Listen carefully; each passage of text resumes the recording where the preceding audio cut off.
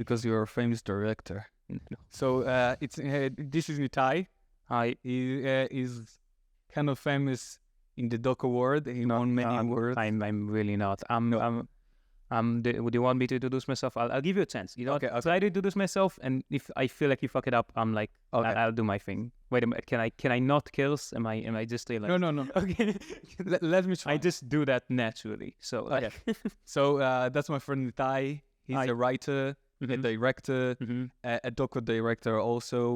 Done many films with me, including being my director on my doco. I directed a doco on him. Yeah, I did it. And my family. And we're here to talk about our film. We're trying to write now a new script about the 7th of October and what happened on that day. He's here to do a pitch with me because we need to go and do a pitch with. We need to present our pitch to some producers. Calling them producers, we're supposed to pitch it to a lot of people in a public setting, basically. Yeah, and if they choose us, we get to do our movie. I love it. It's a huge deal for us. Yeah, it's like it's the, how do you say this in English? It's like your microphone. Cut it. There's no cuts. Cut it later. No. Cut it. It's a bad sound. Okay, so like it's, how do you say this in English? It's like the finals project of the I guess you could call it college in English that we're learning at. I directed a semi-final, like the final project last year. I directed one, you filmed one. Mine got interrupted by the war. Yeah, the war. You got to film yours. Yeah. I got to film my film with it's called Good Cat. Good film. It's an okay film, but great film. I loved working on it. We got to film it, I think, 4 days before the war. We finished. Yeah, you really filmed before us, right? It was like direct, because there were 5 films. There was supposed to be 5 films. Yeah. The first one was filmed in August. The second one was yours. You filmed in, I guess we filmed in. Then immediately after there was another one, which you did. You were the sound engineer, I guess you can call it in English. Yeah, I was the soundman, the main soundman. Yeah, and then like a day later, I filmed mine. Yeah. And you were supposed to be my gaffer, my lighting director, and that didn't work out. Yeah, I was supposed to be a light director, and I think you can call it. You call it gaff. Kicked out. I think you call it a gaffer in the industry. Right. Yeah, but that's because there's like such a lack of respect for lighting. I feel like in Hollywood. I mean, don't get me wrong. There's a lot of great lighting, but if you can see like cinematographers like Roger Deakins, like you know what he did, like 1917, Blade Runner.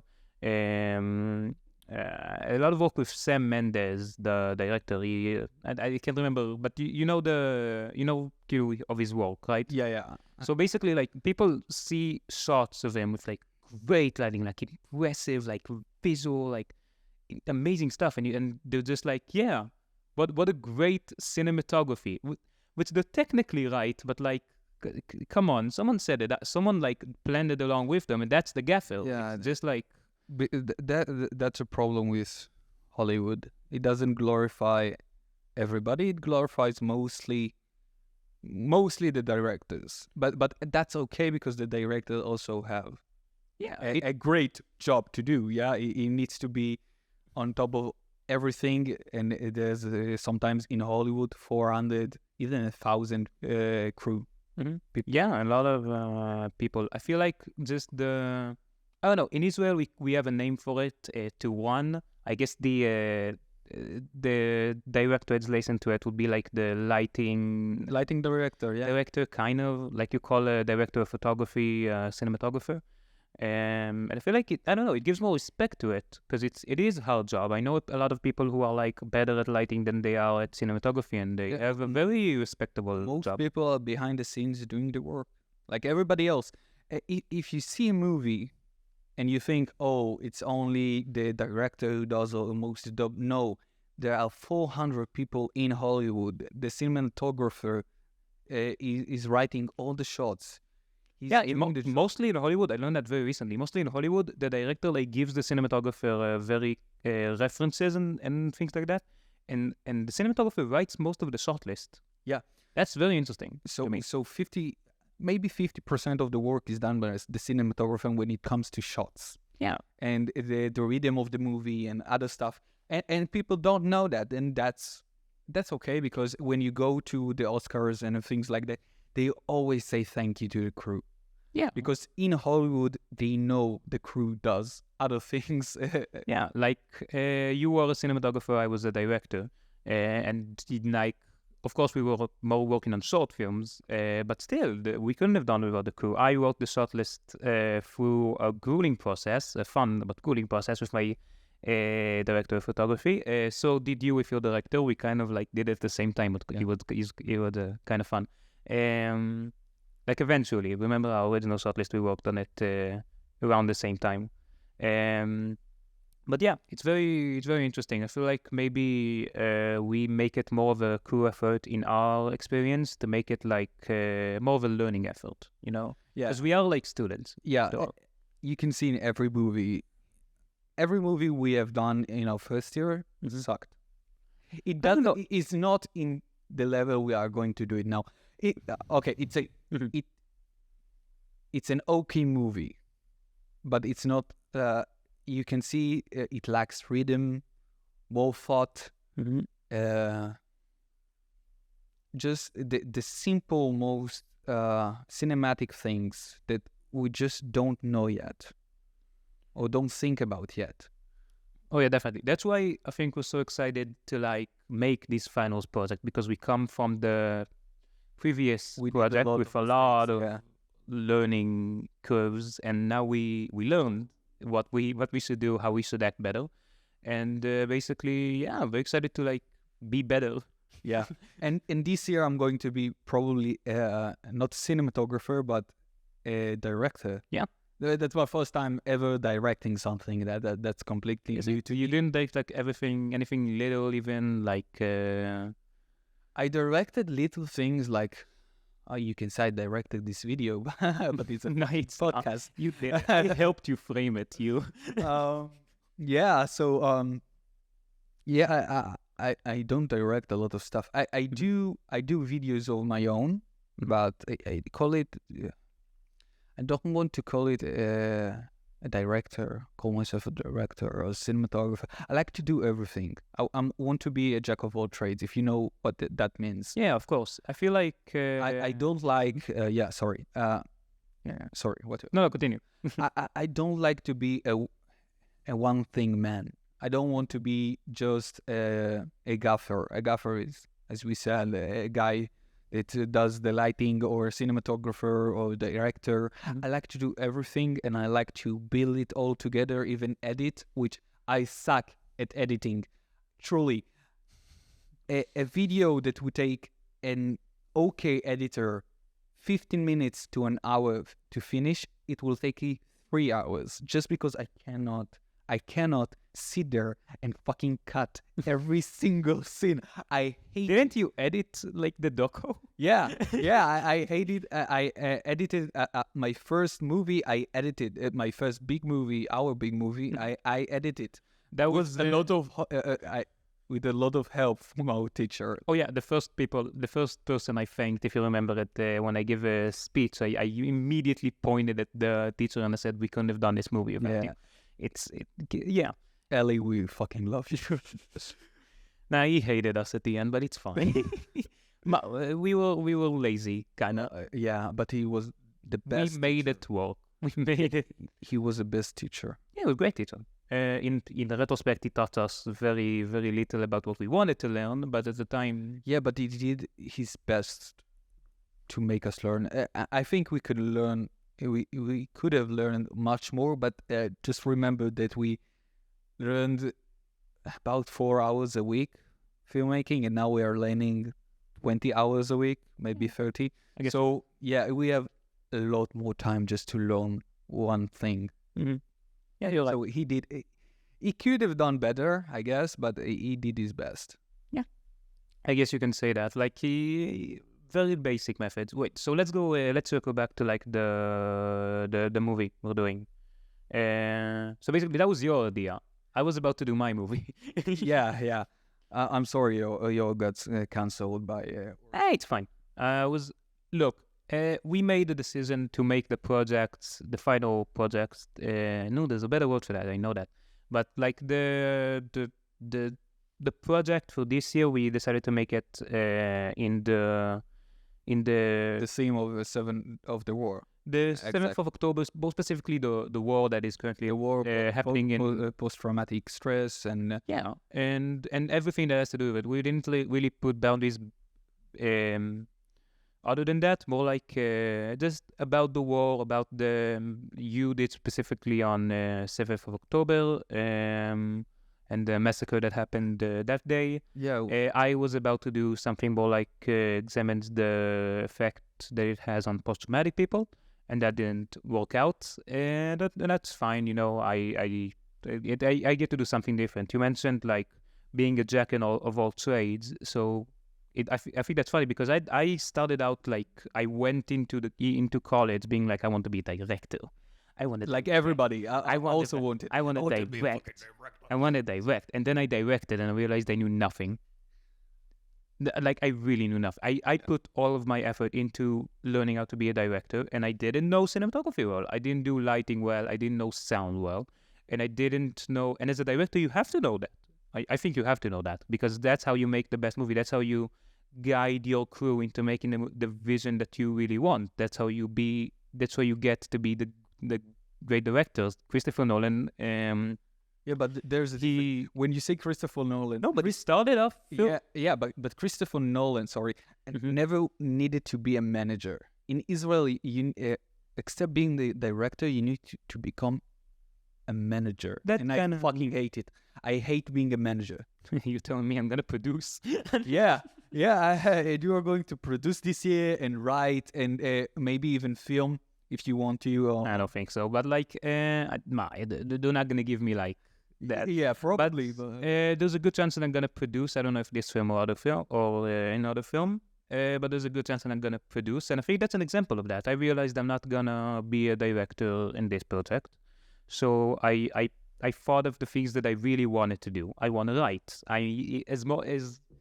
As much as I went into college being like I want to be a director, I'm a writer. I always have been a writer. I just like wanted to write things in the context of filmmaking.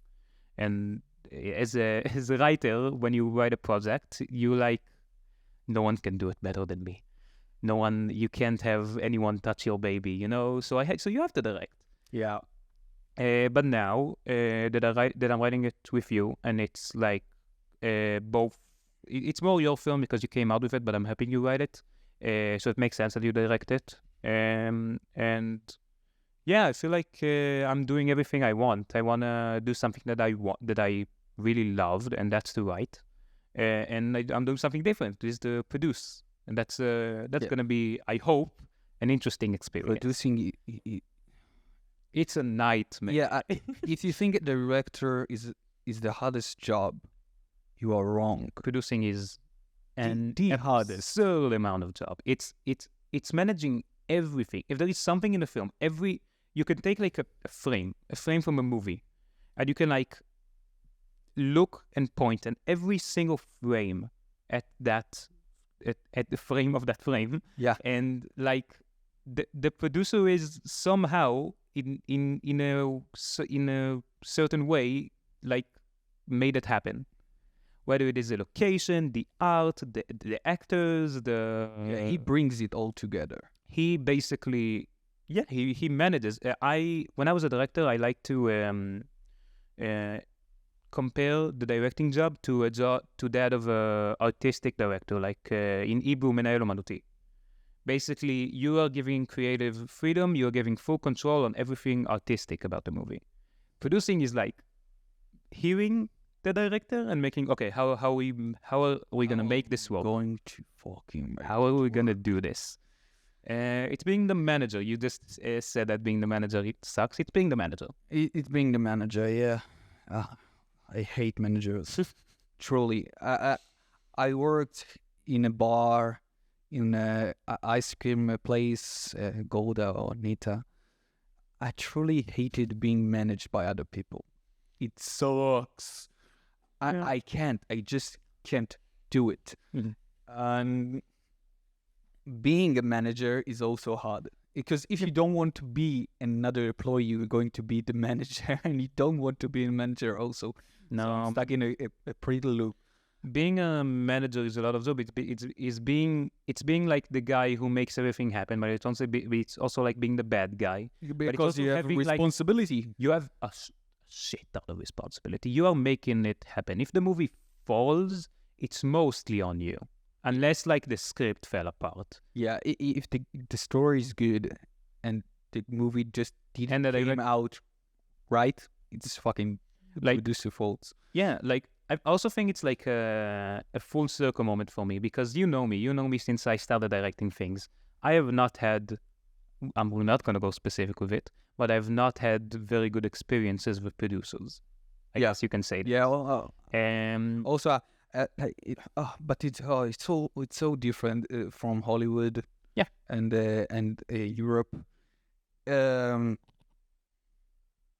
In Israel, we're not animals, but but in college, I think you just do things differently than in the industry.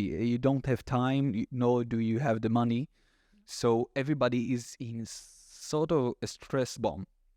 mostly the three main ones: the director, the producer, and the cinematographer. Yeah, which so- is coincidentally the roles we're about to do.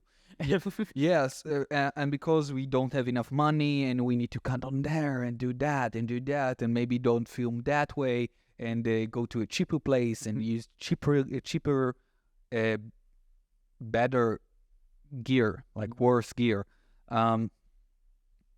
It's so much stress on the director and on everybody in the crew. And it really comes out in fights, especially when you out there and filming. If you go to a fight, you're just ruining everybody's day, That's bad. A set. and you waste time, and time is money, Time is literally money. and we don't have neither of these. As we said, he was filming his movie, and on the third day or the second day. Okay, basically, I'll give you the exact dates because I remember that because it's funny. I was shooting my movie on the night of the 4th of October, 5th of October, and about to film on the 7th of October. Okay? On the night of the 5th of October, me, my cinematographer, and my producer basically came together and we said, okay, we're going to postpone the filming that was supposed to occur on the 7th of October. We're going to like postpone it to next week so we can get more actors, get more shots, more basically like make up for the 2 days because we wanted to film more stuff. Yeah. So we did that, and the next night I woke up at 6 a.m. because they were invading our country. So I guess I got lucky then. That's hard, man. Yeah. That's hard. Yeah. That really sucks. I do.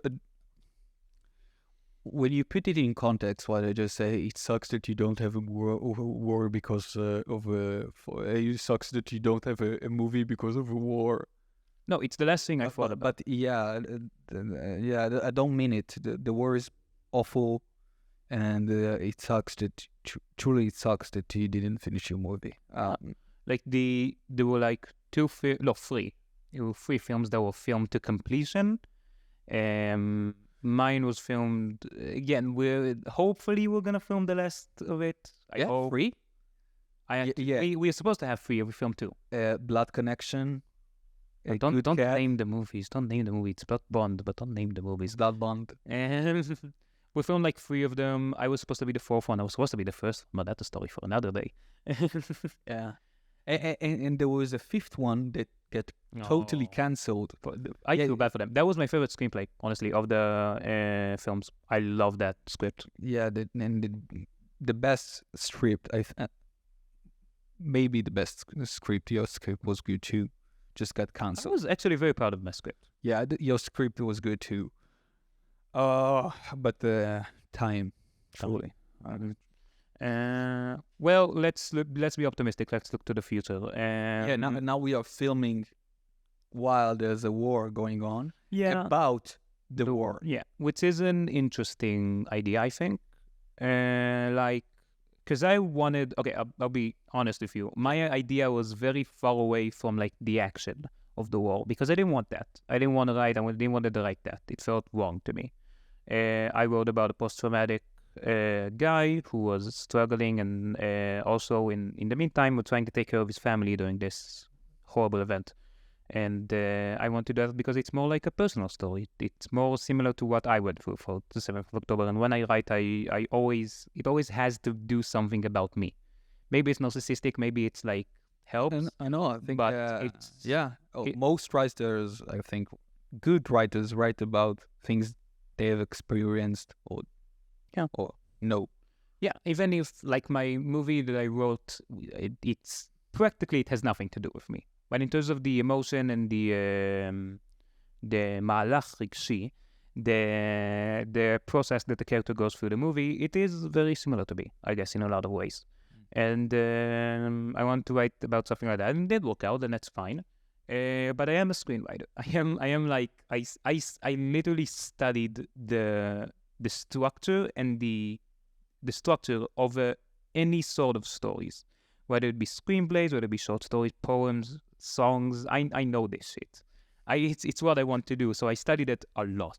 Yeah, I can say definitely I didn't. I did it, and now I need to write a script with you, of course, because I don't know what I'm fucking doing. I don't know. I don't know. I know how a script supposed to be. I know how to write it in metaphorically. Like technically, I know how, but I don't know. I don't know the subtext, the little details that make a good script. I don't know how to do it. The subtext requires a lot of thinking. It requires a lot of looking at the script and basically looking, what does that character mean? I'm dumb, so they grouped me up with you. I also didn't. We can say that I didn't have a choice, but I'm glad. No, you have a choice in me. Yeah, no, but they said if I wanted to pitch the movie, I need to get a writer because I don't write. They say your movie was difficult to write in terms of dialogue. Yeah, and I'm so glad they grouped me up with you, and it's a more good project. I'm gonna be honest. If I was like came up with an idea and I wrote the screenplay, I would never write it with anyone because it's mine. But if it's like an idea that you came up with it, if mine, if you had an idea, my precious. No, it is. I called it like I called writing a screenplay my baby, like not that long ago, and I truly mean that. You work on it so much; it means so much to you. Yeah. And like, if you're not the director or something, like I was previously, you put too much time into it. You work on it too much. I remember like at the I just see you in a dark room with a candle, just doing my precious. Oh yeah, my baby. You like that, right? You like that? Oh, you like that? Yeah, but like, there's like it's writing a screenplay is a very intimate experience, and maybe you want it to be like something that you do alone, something that as your thoughts. But of course, writing it together, I think it can lead to even better things. A lot of of course, better result. If you've seen my script, if I had to do it alone, and the script will definitely sucked. Mm-hmm. I'm sure of it. I'm so glad you're here. Well, look, now there's two of us. That's immediately, I think, an improvement in terms of the screenplay because you can like run things by everyone and like basically like have someone to talk about the screenplay because there's always things you don't think about. There's always things you can make better that you don't think about. So it's good that there are two people. Do you think? And we getting into it because probably most of the people who's going to watch this are not from Israel. Do you think it's wrong to do a scene or a movie about the 7th of October so soon? Look, I I'm definitely hesitant about it. I'm not gonna lie. Oh, come on, you're ruining the audio. No, Yeah. you're gonna have to cut that out. You're gonna have to cut that. That ruins the fucking audio. Yeah. Sorry. Okay, well, we'll repeat the question so you can cut it easily.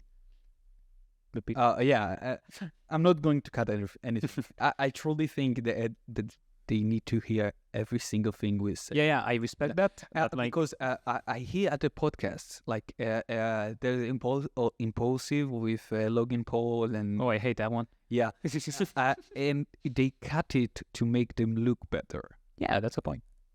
I'm the guest. It's supposed to make me look better. No, I think if you truly are you, that's the best version of you. Mhm. You can only get better from this point on. I guess. Or worse if you kill somebody. I don't know. Oh, okay.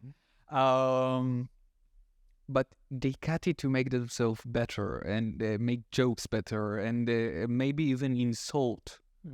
They had a co-star named George. Ah, you remember that little guy, no? I loved him. Yeah. I hear his podcast and I love his podcast, but that's in a different note because he's so open. He doesn't cut anything. He just truly speak, and Lex Friedman, other people. If you cut things out, it just don't seem real to me. No, I get the attitude. At the same time, audio issues. Yeah, audio issues, of course. Maybe I will cut the fly out. Okay, wait, but we were touching on a very... Yeah. On a serious note, do you think it's wrong to film a film about the 7th of October? And there are going to be people going to get hurt in the film. So not in real life, yeah, but in film. And the story is pretty tragic. Yeah, I'll tell you what. I think adapting a real story and doing it with real people that you see, people that die in the movie that really died in real life. I think that's a very touchy subject. A case I remember very vividly is Michael Bay. He did a movie called Pain and Gain with The Rock and Mark Wahlberg. Remember that one? Yeah, Okay, about a real crew. Yeah, basically there was a real scene, a very comedic scene in which like a couple dies or something. Okay, it's a really funny scene, but the actual couple died. It was a very real incident that basically, like, not only did they turn into a comedic thing, it's like it wasn't with the family's permission. Michael Bay just saw it and wrote about it and directed it, which is something that I don't respect at all. I think that's a horrible thing to do in terms of filmmaking, in terms of morals. It's like come on, you can't do that, in my opinion. Yeah, I didn't know about that, actually. Yeah, a lot of people know about that. It was a long time ago, but that's like the example that sticks out in my mind when you think about that. They sued it? Yeah. The family? I think they got a lot of money for that, but or it was settled out of court. Basically, they got money. But still, it's... I would sue. Yeah, of course. You would, wouldn't you? Yeah, that's a touching subject. Yeah, of course, what we do is very, very different. Basically, I know that we base the screenplay on a real event. At the same time, you change a lot of things. We change a lot of things. The characters are not like the actual guy. It's not his actual name. If there was, like, I'll tell you my line. If we would change nothing, if you would change nothing about the screenplay and change like events of the story, then it's really not good, because like it's basically, if you change nothing about the story and basically do it like everything that happened, just like a biography, basically. Yeah, if I do that and change like the ending, it's really not fucking respectable. Like the only respectable like example I can think about it is Tarantino. You've seen Inglourious Basterds, right? When he killed like all the Hitler and the Nazis at the end, which is funny. Yeah, funny. That's funny because the Nazis and it's Hitler and they're being burned alive and it's great. But like the opposite in terms of actual good people, because we base the screenplay on an actual very real case on a guy that actually saved a lot of people. And I think if we did that and like kill them off for no reason, without changing anything about the character or the story or adding anything, then I think it's very... then I think it's very. Well, if we change nothing about the story and change only the events that happened, I think it's very disrespectful. Yeah. I think what we do, however, is something a bit different than that. We change things. We make it like a story. We have a message behind it. We have a message that we wanna get out. And at the same time, we're Israeli. You know, it's Yeah, we have to do something. we have to do something. And we're filmmakers.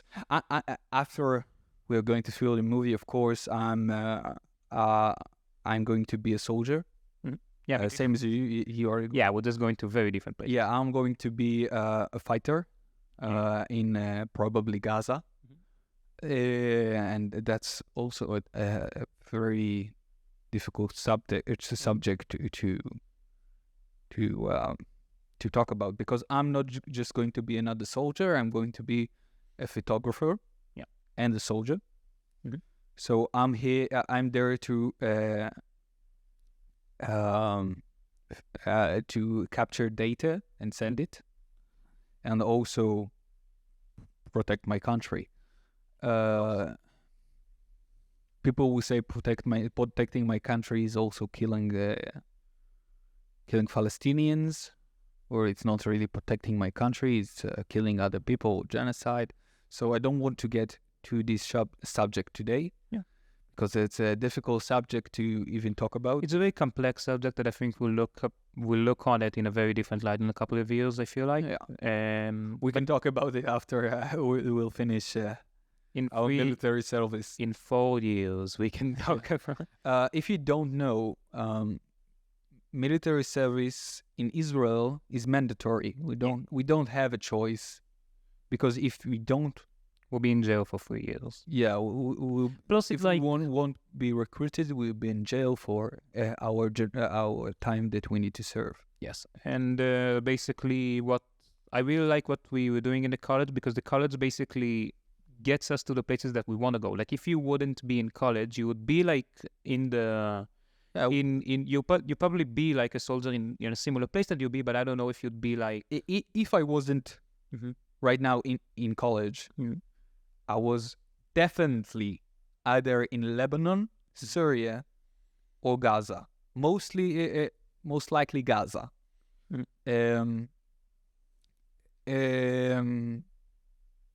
But yeah, I would probably be a still photographer, because I had worked before. But if not, I would be just another soldier in probably special forces in Gaza right now, trying to, I hope, rescue hostages. Yeah. So basically, what we did in college is basically, like in my case, I can't be in Gaza. I don't have how do you say this? I don't have enough good enough profile. Yeah, in terms of to be like in an, I don't know how do you say this in English? Like the physical profile. Like a job. I can have a job in the IDF that's like me basically being like really fighting, like in terms of actually being in the places that actually fight. Basically like a job that, or I guess you can call it a position in which I basically fight directly. Is the camera still running? Yeah, that's all right. So basically, I can do that. So what college gave me is basically the experience and the knowledge to go to basically another place where I'm gonna write and I'm gonna basically write things for the IDF in terms of publicity, in terms of reports, in terms of. I think it's very interesting. But that's another half a year in front of us. 7 months. 7 months. My recruiting day is the 14th of August. Mine is currently the 24th of August, but it's probably gonna get delayed after the. Yeah, but maybe it's going to get delayed. I don't know. You can also delay it if you want to. Yes, don't want to. I'm already going to finish. Go to Europe for like a month. Why not? We're going to be in the army for probably until we're 23 or 24. I'll be actually 22, Yeah. but that's because I'm like young for my age. Yeah. I was born in September. Yeah, so that's a sucky. Okay, why don't we go back to the project? Basically, yeah, in terms of like covering it and doing it in film, there's a lot of people that say that we have a responsibility to film and do stuff in the themes of the war. I strongly disagree about that. I very much disagree about that. I think We should do some of the whatever the fuck we want. some of the greatest projects ever were done in denial, in like of the situation around them. Most of the greatest subjects of the time were done on drugs. Drugs are denial, basically. It's like it's escaping reality. And like, I don't think there's anything wrong with that. I don't think we have a duty. I think like thinking that we have a duty is really, really dumb and like self-indulgent. Like, who are we to cover that? We do cover that, however. And that was a decision. I voted no, but it was a democratic decision. And of course I respect it. But basically what we're doing is we were taking a story, a real story, and we're changing it up a bit. We're changing the characters. We're changing a lot about the story to tell a specific message. Yeah, I also had a half-baked script that I wanted to pitch before the war. But yeah, things change. Yeah, I have a story treatment for mine, for my screenplay before. Yeah, but that's okay. Things change. Yeah.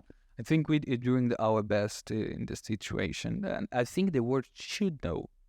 And I don't think it's our job necessarily, but to be the first to make the world see what really happened and how the terrorists truly are monsters, and there's no debate on what Hamas did in the 7th of October. Mm-hmm. We need to show that to the world, because right now people are debating if you can call it a terrorist attack. It's horrible. I think in terms of the country, one of our biggest weaknesses it's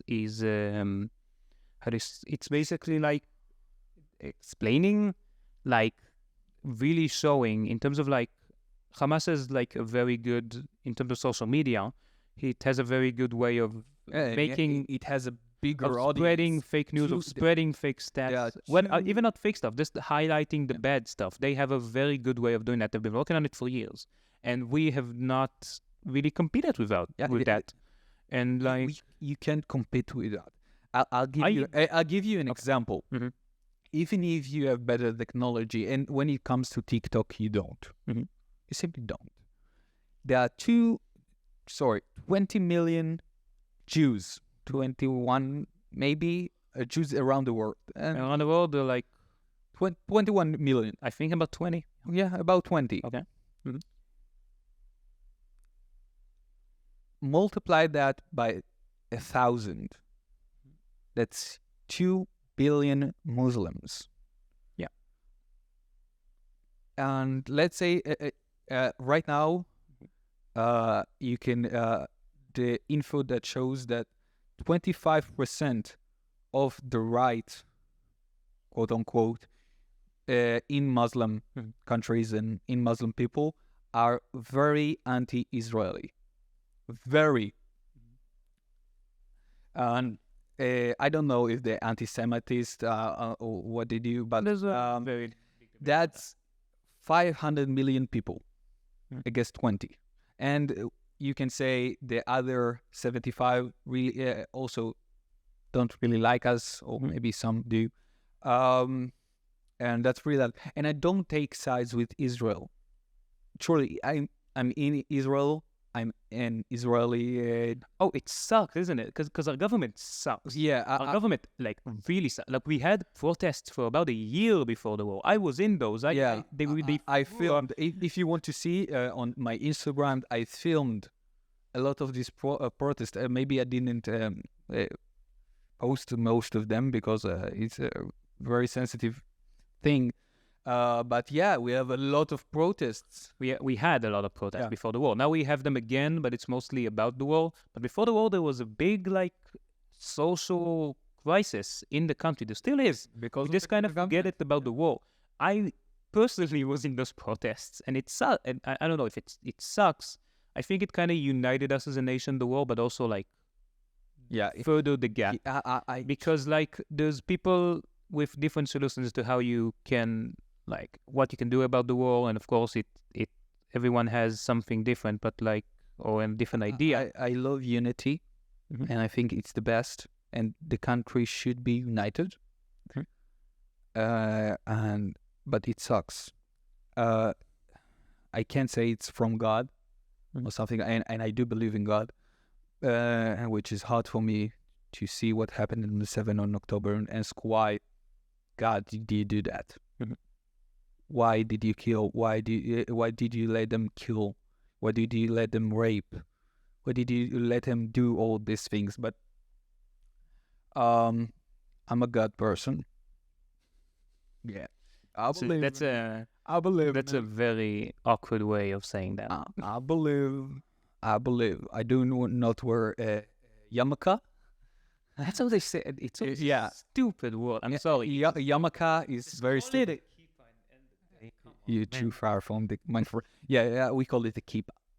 But they do believe in him, and it sucks because I don't know why it happened.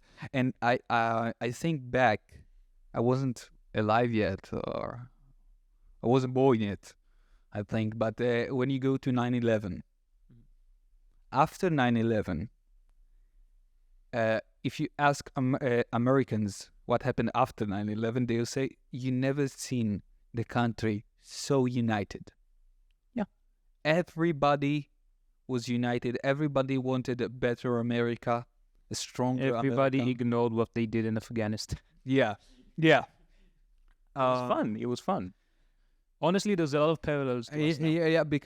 But I'm so angry, Mhm. so angry that at the people mostly, and at the government, that you need to have a giant terrorist attack on people just to feel united for 1 to 2 years, and then Trump comes, Netanyahu comes and divides everybody. Yeah. The social media divides everybody. Everybody feels that they are right. I hate the left, especially in America, not because I'm a right person. I think I'm in the middle. I truly don't want to categorizing me, but Oh wow, I fucked up. Keter is I can't say that. just give up. Categorizing Nice. categorizing me. But the left truly has a huge problem in America. Oh yeah, I'm personally someone who will be, in terms of the political spectrum, I think I lean towards the left more, which is why I think it's been a really big disappointment. And basically, especially the left in America, I think they showed a lot of masks was taken off. A lot of people were They very, can't laugh anymore. yeah, I before the war, definitely, if there was a political spectrum in the United States of America and I would live there, I would definitely fall on the left. 100% in terms of principles, in terms of everything else. The only difference is that I live in Israel, and that immediately makes me more right. And I think that's a very big problem. Yeah, And I think everybody wants peace. Let's talk about that. everybody wants it. Of course, I want. 97, I'll say 97% of the far rights Mhm. we wish to destroy Of what? Muslims. Of the country? Yeah, I very much disagree. I don't think so. but it's like 1%, 2%. No. I think it's more divided than you're giving us credit for. Maybe. But I would say it's the majority. Yeah, 97% of Israeli people or Jewish people just want peace. I think Palestinians want it too. And right now they want war because they're living in terrible conditions because of Hamas. Besides that, our government still wants the war because we still have hundreds of hostages in there, which of course we are And now we are going to war with Lebanon, probably. the things are heating up there. I think it's more of a combination of a lot that was hit before that. I don't think that has nothing to do with the hostages. It's more like, in terms of peace, we all want peace. I heard talks that basically a lot of the left of the political spectrum in the USA don't like it, but so far the left hate us. no, but They hate us. Did you see the ad or the protest of the gays, LGBTQ for Hamas? that was dumb, wasn't it? Yeah, that was stupid. Do you know what Hamas is doing to gays in Gaza? That's like gays protesting and That- that's yeah. like gays supporting Nazis. It's a very similar principle. Just for you to know, if you don't know or you don't believe in me, that's fine. I'm okay with that. In Gaza, Hamas is a jihadist group that they think they are very Muslim. I don't think so. They think they use Islam as an excuse to kill people.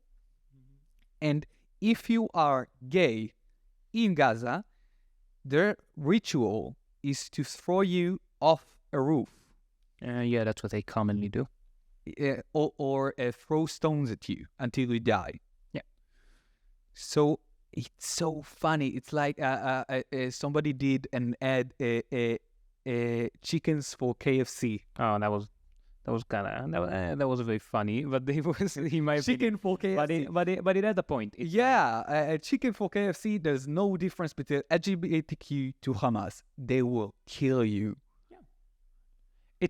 I think it's getting back to my point from before. It's more like Israel can explain itself. I think if you genuinely see, because I think there have been a lot of parallels between 9/11 and the 7th of October, and I think they're very justified in terms of like rate in person ratio per population. It's like how many 9/11 is it for us? No, don't talk about the ratio. Yeah, but like regardless of that, it was a very big terrorist attack in which thousands of people were killed. There are parallels. Yes, there are 1,000. And I plus think, people. and after 9/11, like you said, the country, the United States were never more united. They went to war, and only, of course, there were objectors of the war. There always are. It's fine, but like the war. But the unity, Yeah. it's same as everywhere. I have a poster about being united together, yachad in Hebrew. Everywhere, the country was never more united than now. In Israel, I'm talking. I just don't remember any time like this. In terms of united, I think it's a very temporary. Yeah, and then social media comes back. Netanyahu comes No, back. because I think like The left separates from the look, I right. think as a country. Oh, what is beeping? What did you press? The battery is full. Goddamn. It's Sorry. it's interesting. I think like in terms of being united, we are not united. I don't think so. I think we're more like, war, and we have a common enemy, and we look at, of course, those hostages that every single one of us, no matter the political spectrum, we want to get back. So things like that, it makes us united. It makes us like, as a country, we have a common goal, which is something that we've not had in a long time. So credit to that. But I think after the war, we're going to go back to exactly the same thing. Yeah, and that's terrible. Same as 9/11. 9/11 had its effects. It's more like, because 9/11, that's the annoying part. 9/11 was the first time. It was the big first, or at least in a long time, that there was a terrorist event on U.S. soil. In Israel, we live next to them. We have that all the time. Okay, there were terrorist attack in Ra'anana, very close to where I live. And regardless of the war, it's something that happens to us. Yeah, like every month. In Rishon LeZion, Chulon, in Jerusalem. Yep, a lot of Jerusalem. It is the Holy Land after all. Yeah, I think it sucks. I don't think we're gonna get more united after that. I think it's very temporary because of the war. And that sucks. That sucks. But I think in terms of the country, we have a cultural divide that is far too deep, in my opinion. I think the ones who feel like they don't belong here are either going to leave or their children are going to leave. And ones who feel like they belong here are just going to stay. People were talking about separating the country to two halves. To far right I don't like and that. far. We have a Jewish country, and there's a very big reason for that, I think, if anything, this war has taught us is that there is very much a need for a Jewish nation in Yeah. Israel. Nobody's Very going to divide it again. Yeah. The only ones that are going to divide it again are us. Yeah. Ironically. That's fun. Honestly, making a movie about that would have been really, really interesting. Yeah. I'm sure about that. Maybe But good that's going doco. to be a long movie. I don't know if it's even a long movie. I don't think you can tell it in I think it's a doco for 40 Yeah, minutes. doco. Gotta be doco. At least 40 minutes. I But feel like, it's a really interesting idea. yeah, maybe I'll get to explore it in my military service when I write stuff there. But it is a very interesting subject. Yeah, it's very interesting to me how basically our projects are coming together, because your movie is happening, or our movie, I guess, it's happening right on the action during the events of the 7th of October and the massacre that happened there. There's like other two movies out there that are like candidates that are also very much similar to Yeah, that. we have my Don't movie. don't say like person's name. Yeah, or, like, yeah, the yeah. ideal movie. I'm just gonna say that there are two movies that are happening like on the action Yeah. of the 7th of October, and one that is happening like during the process of the war, and another one that's like, Yeah, something like an and the one that invasion. happens in the hospital. I think it explores more of the effect the war has on people, more similar to what I wanted to explore. So yeah, I think it's very interesting translating something like that to film, especially so early. Like, it's been 100 days since the war started, so it feels a little bit more appropriate now. I wish But- somebody had the balls to do. If I had more money, more time, I would do also a movie about the hostages. How the experience has been for them, or is still being for them. Did you hear about what Spielberg is doing? What Spielberg is doing? Steven Spielberg, yeah. No, I didn't. Basically, he's taking a lot of hostages, a lot of families of hostages that are still in Gaza, and interviewing them for a project that he's not sure about yet. Wow. He's basically doing it's very similar to how Schindler's List started for him, when he just interviewed people and then made a movie. That makes me actually very, very hopeful. One of the biggest directors in Hollywood making a movie or even a project, or like I would love to see that, or like really exploring that. I think that would be amazing. I think that love would to be see it. that's basically what he did with Schindler's List. That's basically what he did. I don't know if he did it with Saving Private Ryan. In Saving Private Ryan, we didn't get any money from Schindler's List. he donated it all. Or? We donated it all. Very impressive movie. I didn't even watch it, but like its existence is very much important. It's a good movie, and I suggest everybody see it. I suggest you see it. You have a Jewish heritage, so That's kind of an understatement. yeah. Yeah. So we're making a movie about the 7th of October. It's a very hot subject. Yeah, it's an interesting subject to explore.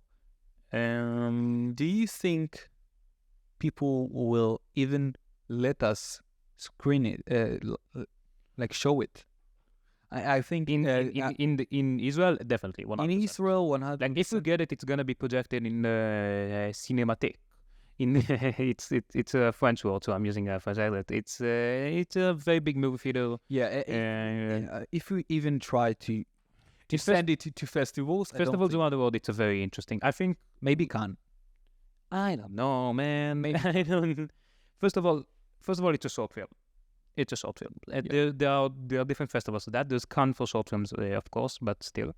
Oscars also have a short. They have a short film category. So that's also an option, but the Oscar is very influential. Yeah, of course. If And you win an Oscar, everyone knows the movie that won the Oscar. Yeah, but they're also very influential about what movies will be shown. So if they don't even want the idea to exist to do a movie about the 7th of October right now, it's not going to show. Yeah. Look, in terms of festivals, I think it's very dependent on how it would look when we would finish the movie, which would be like in 5-6 months. Basically, I think it would depend on how the world can see us and outcoming from Israel. I think it's very dependent on that. Is there a chance? Yeah, of course there's a chance. If it's good enough and get us into festivals, why not? It gives us credit. We did it before. But of course, it was different. It was your story, not about Israel. So let's change a bit the subject. After the army, after everything, do you want to drink water? Yeah, I'll take after. It's fine. Okay. So after your service, what do you want to go to do? You want to do comedies, dramas, In terms of movies, actions? Yeah, I want to do.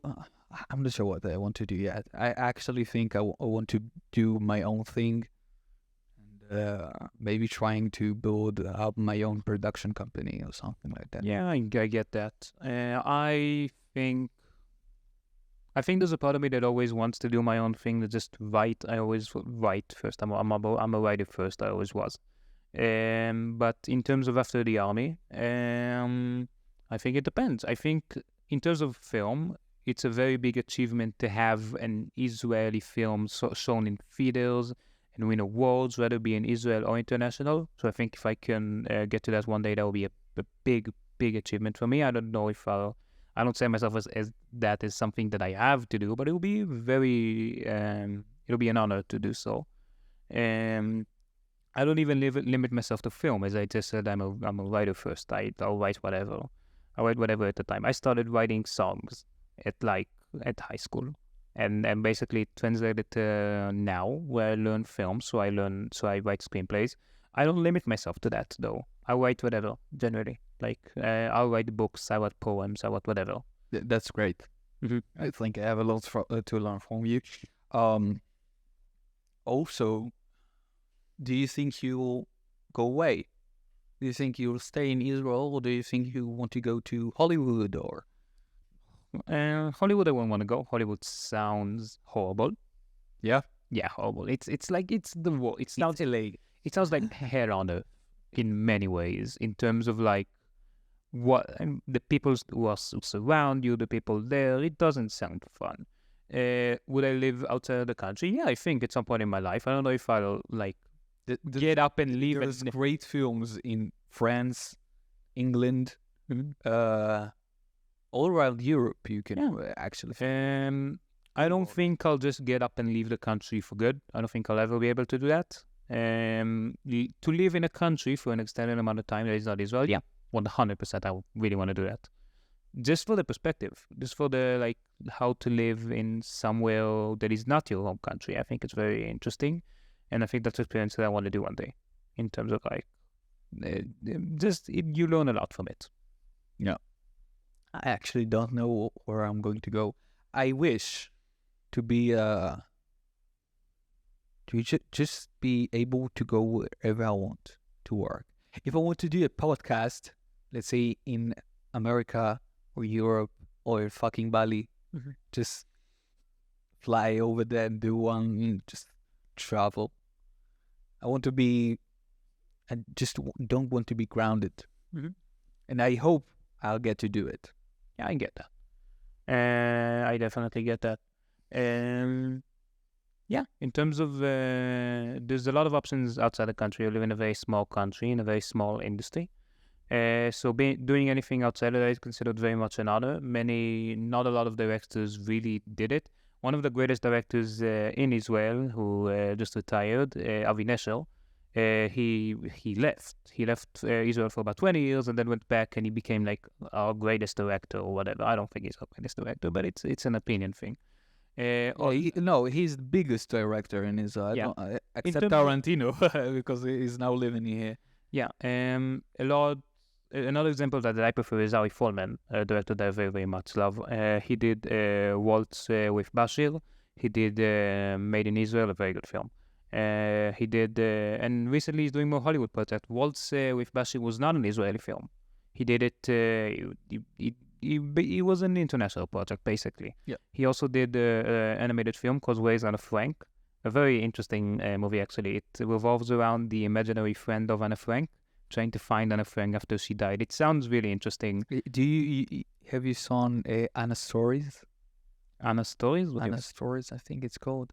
Ava, Ava the Instagram stories, it doesn't translate to Anne Frank. It was an inspiration from Anne Frank, but it's not like... No, I didn't see the movie of Anne Frank, but Ava's story was such an incredible project. Yeah, it's a very good idea. Practically, I was trying to watch them, and they were so long they wouldn't load, so I gave up after a while. But it was a very interesting project, a very modern project. It's very much taught a lot of people about the Holocaust. Definitely did its job, which I think it's very good. That's a really interesting way to film the Holocaust. Yep. Or made a film about the Holocaust. Doing an Instagram story that Eva is aware of. She's aware she's an Instagram model or an Instagram influencer. Yeah. And do a story every day of what they're going to do to us. That's wow. It's very interesting. Yeah, I love that. I love they tried. Yeah, there were a lot of technical issues, but it was awesome. I suggest people see that. Yeah, I think it's very important. I'm sure there are ways to watch like the whole thing without like going. Maybe there's an archive somewhere. Yeah. It's a very fascinating project, and I think everyone should see that. Well, okay, what's the time? Give me the time. Now is 2:25. Oh, okay, come on. We have we have a pitch to prepare for. We have a lot of things to do. Yeah. So thank you for coming. Yeah. You're welcome. I feel like it was more long than I thought it would, but yeah, it was free. It was nice. Yeah, I know. It was fun. I loved it, except the part of the war. Sorry. No, I even loved it. Yeah. Thank you very much for coming here. You're welcome. It's been very nice. So we have a lot of work. So bye, guys. Thank you for watching. Hit that subscribe button.